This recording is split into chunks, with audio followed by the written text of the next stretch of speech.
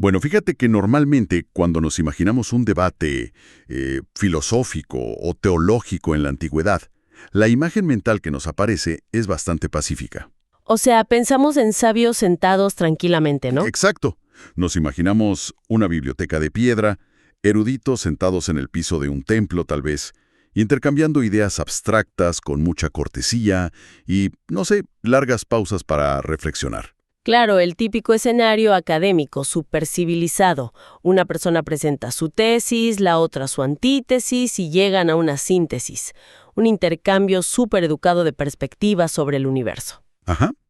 Pero resulta que cuando te adentras en los registros históricos del primer siglo, y específicamente en el Evangelio de Juan, pues esa imagen romántica del debate pacífico se desmorona por completo. Se cae a pedazos, totalmente. Sí, y por eso hoy vamos a hacer una inmersión profunda en un momento de tensión histórica y teológica que de verdad estaba altísima.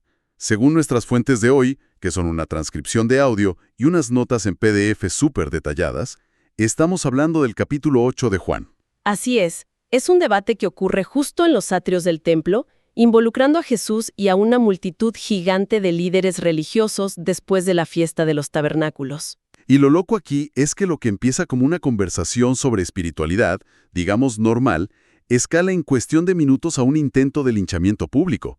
O sea, con escombros de construcción y todo. Es una escalada de violencia impresionante.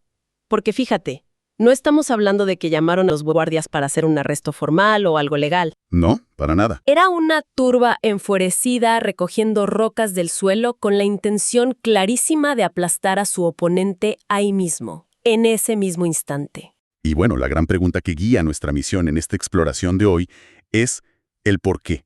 ¿Qué clase de palabras pueden provocar una reacción tan visceral y letal en un lugar que, se suponía, era el más sagrado de Jerusalén? Esa es la pregunta clave. Y para entenderlo, vamos a analizar este denso intercambio a través de un concepto central. Un concepto que atraviesa todo este relato y que, de hecho, será nuestra guía hoy. El gran dilema de, y cito textualmente, guardar o ser guardados por Dios. Me encanta que menciones eso porque ese concepto exacto, el de guardar o ser guardados por Dios, es literalmente el motor de todo el malentendido que ocurre ese día en el templo. Sí, es como la línea divisoria entre dos formas completamente opuestas de ver la existencia. Exacto. Entonces, bueno, vamos a desempacar esto desde el origen del conflicto. En las notas vemos que todo explota en el versículo 51. El texto ubica a Jesús lanzando esta afirmación frente a la multitud. Él dice, de cierto os digo que si alguno guarda mi palabra, nunca verá la muerte para siempre. ¡Wow! Una frase súper fuerte. Sí, y te confieso que cuando leo esto, mi mente del siglo XXI inmediatamente piensa en un contrato de rendimiento laboral. Claro, como una transacción. Ajá. Suena, mira, cumple mis reglas a la perfección, haz tu trabajo, no te equivoques, o te quedas sin los beneficios del trato y pierdes la vida eterna. Pero según las fuentes que analizamos, ¿es esa realmente la propuesta que se está poniendo sobre la mesa? Pues esto plantea una pregunta importantísima. Esa lectura condicional y legalista es la que muchos asumen de entrada, claro. Pero el marco teológico que presentan estas fuentes plantea algo radicalmente distinto. ¿Cómo así? Bueno, los documentos de apoyo, apoyándose en otras cartas de ese mismo periodo histórico, como la primera epístola de Juan o primera de Tesalonicenses, argumentan que no se trata de un esfuerzo humano. O sea, no es nuestro trabajo sudar para mantener nuestro estatus de salvación. O sea que no es un te lo ganaste con tu buen comportamiento. Exacto, no lo es. De hecho, la narrativa propone que la acción principal de guardar, la acción que realmente preserva la vida de una persona, no recae en el individuo, es una acción divina. Según este enfoque, es Dios quien hace el trabajo pesado de sostener a la persona, de guardarla. Pero a ver, espera un momento. Si el creador es el que hace el trabajo pesado de sostener a la persona, ¿por qué la frase inicial condiciona a la audiencia diciendo si alguno guarda mi palabra? Parece contradictorio, ¿no? Pues sí, suena totalmente contradictorio. Si alguien me dice, oye, si haces esto logras aquello, pues la carga de la prueba, la responsabilidad está sobre mis hombros. Yo soy el que tiene que guardar para ser guardado. Sí, entiendo perfecto por qué suena así.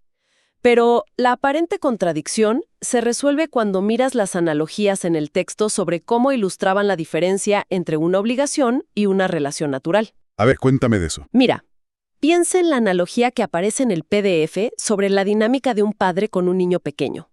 Imagínate la escena. El padre levanta al niño y lo sostiene firmemente en sus brazos, contra su pecho. Ok, lo tiene bien agarrado. Guardado por Dios. Él provee toda la seguridad. Ahora, el niño, al sentirse seguro y amado, instintivamente envuelve sus bracitos alrededor del cuello del padre. Ah, ya voy entendiendo. Ese abrazo natural y espontáneo del niño es lo que el texto llama guardar la palabra. Ya veo hacia dónde va esto. O sea, si es niño de repente tropieza o se distrae viendo un pajarito y sus bracitos se sueltan un momento, pues no se estrella contra el suelo, ¿verdad? Porque en realidad su seguridad nunca dependió de la fuerza de su propio abrazo. Así es, quien lo sostiene verdaderamente, quien lo guarda de caer, es el padre. ¡Wow! Pero entonces, ¿qué pasa si el niño no quiere abrazarlo? Pues ahí invertimos el escenario. Si un niño se retuerce constantemente, rechaza el abrazo, empuja al papá y, digamos, no quiere estar cerca de él, eso demuestra algo mucho más profundo que una simple rabieta. Pero no es solo que esté de mal humor. No, evidencia que probablemente no hay una relación real de confianza. O incluso, en el contexto de la analogía, demuestra que ese niño no reconoce a ese hombre como su padre. No es parte de la familia. ¡Qué fuerte! O sea, el abrazo del niño no es el pago que hace para ganar el derecho a ser adoptado por el papá. Es simplemente la reacción orgánica, la evidencia de alguien que ya es hijo. Exactamente. Es una respuesta, no un requisito de entrada. Fíjate que eso me hace pensar en otra forma de ver lo que hemos estado analizando en las fuentes y que me pareció fascinante, la analogía de la respiración. Ah, esa es buenísima. Sí, porque ningún ser humano se levanta por la mañana y se pone a inhalar frenéticamente, como haciendo un trabajo forzado para ver si hoy logra obtener un poco de vida, ¿verdad? No, sería invertir completamente la lógica de la biología. El de la vida. No es la moneda con la que vas y compras esa vida. Y parece que el texto aplica este mismo principio biológico a la realidad espiritual de este debate. Totalmente. Guardar esas palabras o tratar de vivir bajo esos principios no se presenta aquí como un trabajo agotador para apaciguar a un juez que te está vigilando. O para ganar puntos para el cielo. ¡Exacto! Se presenta como la respiración natural de un individuo cuya dimensión espiritual ya ha cobrado vida. Como un regalo. Y eso es clave. Pero claro, presentar esta idea de una relación íntima y viva choca de frente con la mentalidad puramente legalista y estructural de los líderes religiosos que estaban en ese patio escuchándolo. Choca como un tren contra una pared de ladrillos. Y ahí es donde ocurre el gran cortocircuito, porque si yo estoy en esa multitud, con toda mi formación religiosa estricta, escuchando a un carpintero de la región de Nazaret decirme que si me apego a sus enseñanzas nunca veré la muerte, pues lógicamente voy a dudar de su salud mental. Y eso es exactamente lo que hace la audiencia en las fuentes. No se quedan callados. Le responden sin rodeos. Le dicen literalmente, ahora sabemos que tienes demonio. Sí, pasan de un debate teológico a acusarlo de estar poseído en un segundo. Pero, si guardar la palabra da esta vida de la que estamos hablando, ¿por qué reaccionan así? ¿Por qué la palabra demonio? Bueno, desde su punto de vista terrenal, es una deducción completamente lógica. El teólogo Juan Calvino, que se menciona en el texto de apoyo, analizaba este choque explicando que el gran problema de los líderes judíos en ese momento era una incompatibilidad de dimensiones. Incompatibilidad de dimensiones. O sea, estaban hablando de cosas distintas. Exacto. Ellos estaban contemplando las palabras de Jesús pura y exclusivamente desde la biología y la línea de tiempo material. Ah, claro. Por eso le sacan en cara el registro de defunciones de sus antepasados, ¿no? Sí, le dicen, a ver, mira los hechos. Abraham murió, los profetas murieron, todos están enterrados en tumbas que conocemos. ¿Cómo vienes tú a decir que tus seguidores son inmunes a la muerte? Es un argumento basado 100% en la evidencia empírica que tenían frente a sus narices. No podían ver más allá de lo físico. Especialmente si consideras que entre la audiencia, según el contexto histórico, había facciones como los saduceos, y ellos eran conocidos por ser súper pragmáticos y rechazar cualquier idea de vida después de la muerte física o cualquier resurrección. Para ellos, cerrabas los ojos y se acabó. La vida terminaba en la tumba. Así es, pero el análisis de las fuentes sugiere que la conversación de Jesús operaba en una frecuencia totalmente distinta. Él en ningún momento estaba negando que el cuerpo físico tiene un final biológico. Eso era obvio. Ajá. Él estaba introduciendo el concepto de lo que la teología bíblica llama la segunda muerte. Ok, segunda muerte. ¿Y cómo definían esa segunda muerte en su marco de referencia? Porque, no sé, para el oído moderno suena a un concepto sacado de una película de ciencia ficción apocalíptica, ¿no? Sí, suena súper dramático. Pero mira, textos posteriores de esa misma tradición, especialmente los capítulos 20 al 22 del libro de Apocalipsis, detallan esta idea extensamente. ¿Y qué dicen exactamente? Dentro de esta cosmovisión, la segunda muerte no significa la aniquilación del ser, no es desaparecer en la nada como pensaban los saduceos. Ok. Se define más bien como el estado de separación eterna y definitiva de la comunión con el Creador. O sea, la muerte física es simplemente dejar el vehículo corporal, algo que a todos nos va a pasar. Inevitable, ¿sí? Pero la muerte real, la más profunda y temida en esta teología, es el corte absoluto de toda conexión con la fuente misma de la existencia, con la vida intrínseca de Dios. Y de esa muerte es de la que Jesús afirmaba estar protegiendo a la gente que guarda su palabra. Entonces, a ver si entiendo. ¿Qué significa todo esto en la práctica de esa escena? Que estamos presenciando un diálogo de sordos monumental. Sí, el peor de la historia. Tienes a dos grupos usando el mismo idioma, pero hablando de realidades que no se cruzan ni por error. O sea, la multitud está discutiendo sobre cementerios, linajes históricos, ataúdos de profetas. Ajá. Y este hombre, por el otro lado, les está hablando sobre la eternidad, el estado del alma y la preservación de la vida mucho más allá del plano físico. Es como, no sé, como intentar debatir sobre física cuántica, pero usando el manual de instrucciones del Monopolio. Es una analogía perfecta. Las reglas de uno simplemente no aplican en el tablero del otro. Y esa barrera dimensional, ese no entenderse, genera una frustración inmensa, gigantesca en la multitud. Me imagino. Ellos sienten que este hombre no solo está ignorando la realidad biológica básica, sino que, peor aún, está insultando la memoria de sus figuras sagradas más importantes. Por eso lo confrontan directamente y le exigen credenciales claras. Sí, le lanzan esa pregunta súper directa. ¿Eres tú acaso mayor que nuestro padre Abraham? ¿Quién pretende ser? Exacto. Básicamente le están exigiendo que justifique de dónde saca la autoridad para hablar por encima de la historia misma de su nación. Y bueno, aquí es donde se pone realmente interesante, porque la respuesta que él da a esa exigencia es lo que nos catapulta, sin frenos, al punto de no retorno de todo este pasaje. El clímax del diálogo. Sí, él les dice que Abraham se alegró de ver su día. Y la multitud, que sigue atrapada en estas matemáticas terrenales y temporales, le responde, a ver, no tienes ni 50 años y nos vienes a decir que has visto a un hombre que vivió hace 2000 milenios. Es que para ellos no tenía pies ni cabeza. Y fíjate que en este punto de la conversación, si Jesús era simplemente un maestro de moral o un rabino filosófico más, habría aclarado, no sé, habría dicho, a ver muchachos, estoy hablando en sentido metafórico, es poesía. Claro, habría bajado la tensión, pero no retrocede ni se excusa en metáforas poéticas. Si conectamos esto con el panorama general de las fuentes, vemos que lanza una afirmación que rompe deliberadamente todas las reglas de la gramática y de la teología judía. ¿Qué les dice exactamente? Les responde frente a todos, antes que Abraham existiera, yo soy. Yo soy. Mi mente moderna se detiene ahí en esa construcción tan extraña de la frase. O sea, ¿nota la anomalía gramatical? No dice yo existía antes que él, lo cual, bueno, ya habría sido una afirmación de longevidad histórica impresionante por sí sola. Sí, ya hubiera sido escandaloso. Pero no, él mezcla el pasado finito de la vida de Abraham, diciendo antes que existiera, con un presente continuo absoluto. Yo soy. Es un cortocircuito gramatical totalmente intencional, ¿no crees? Y ese cortocircuito es el núcleo absoluto de todo el relato de hoy. Ese yo soy no es un error de conjugación verbal de alguien que no sabe hablar bien el idioma. Dentro de la psique y la teología judía del primer siglo, esas dos palabras son el nombre divino inefable.